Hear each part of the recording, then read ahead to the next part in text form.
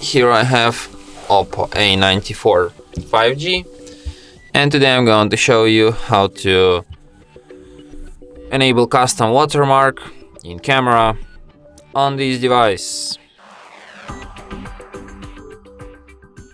So firstly you have to open camera, then tap on the gear icon to access its settings, and then by going to the watermark you can add custom watermark. But firstly you'll have to enable phone model, because if you have phone model disabled, custom watermark is inaccessible to you. So let's add some custom text. You can enter up to 20 characters. So you can enter your name, your surname, I don't know, tag, some person who inspires you, or I don't know, some joke, anything you want.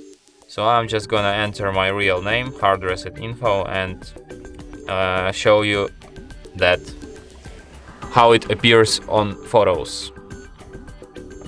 And as you can see, here I have my custom watermark. So yeah, and that's it. Thanks for watching. If you find this tutorial useful, don't forget to hit that like button and subscribe to our channel.